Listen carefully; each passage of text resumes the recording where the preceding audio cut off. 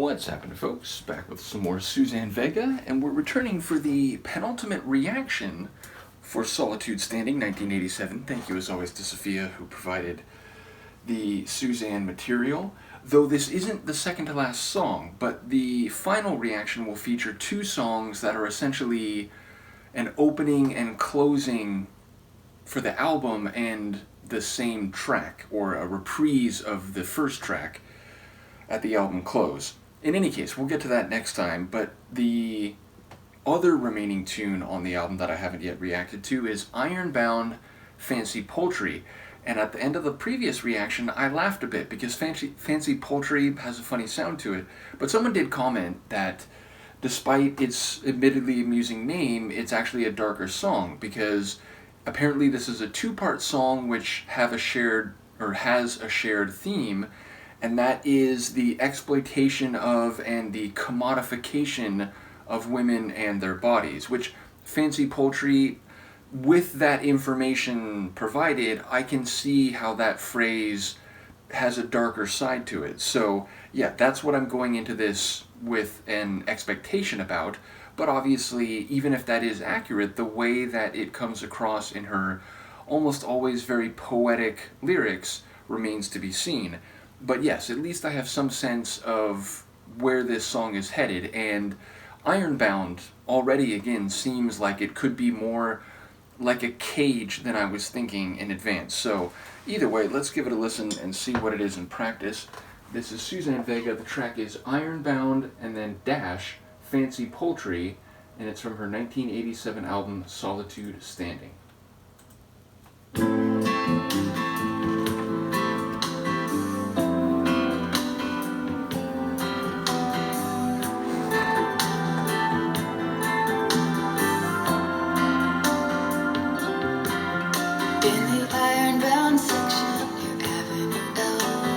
Portuguese women come to see what you sell. The clouds so low, the morning so slow as the wires cut through the sky. The beams and bridges cut the light on the ground into little triangles, and the rails run round through the rust and heat. The light and sweet coffee color of her skin, bound up in iron and her walking up to the gate in front of the ironbound schoolyard. Kids will grow like weeds on a fence. She says they look for the light. They try to make sense. They'll come up through the cracks like grass on the tracks. She touches him goodbye, steps off the curb and into the street. Blood in the feathers near her feet, into the ironbound market.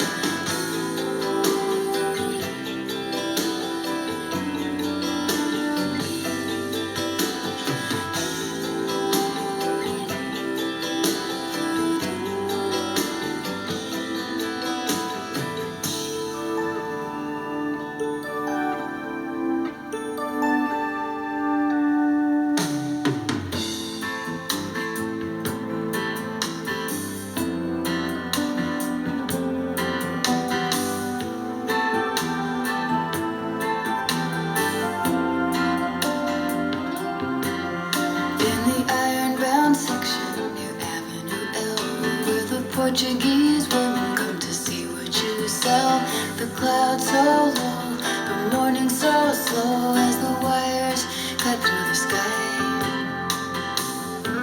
She stops at the stall, fingers the ring, opens her purse, feels a longing away from the ironbound border.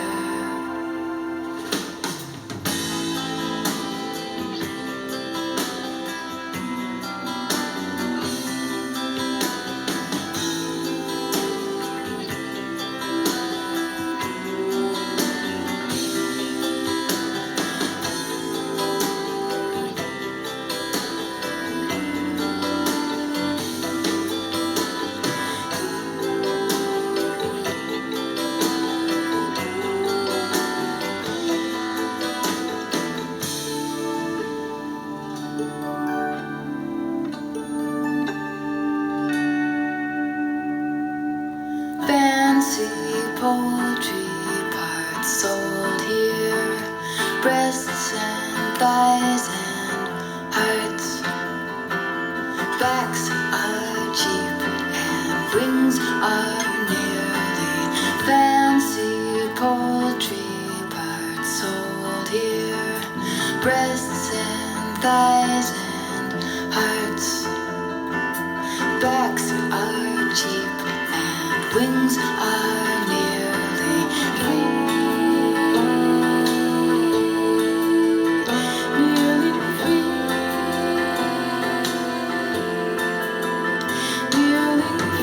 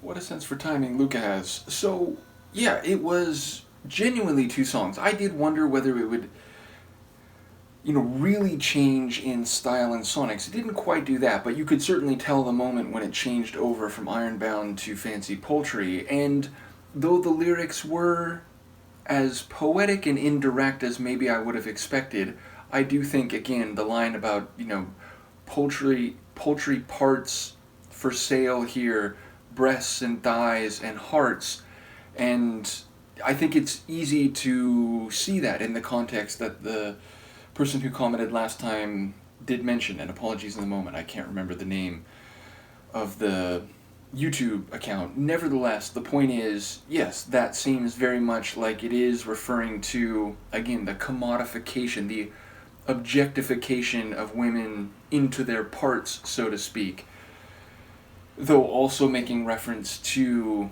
the emotional cost or toll of that commodification. Ironbound, I feel like there maybe are some similar themes, but it does seem to be lyrically very distinct and talking about like kids and people who grow up in this like part of a bigger city. I was kind of imagining New York, but I don't know if that was the specific reference, but it sounded like it was, I think, even like a Portuguese specific like part of town, which, like there are, big cities like LA, there's like a Chinatown, there's like a Little Japan and so on, where like immigrant communities like have a high preponderance of residents because, it makes it easier for successive families or even generations to move in there. So I think there was a suggestion that it was that type of village or district in a larger city.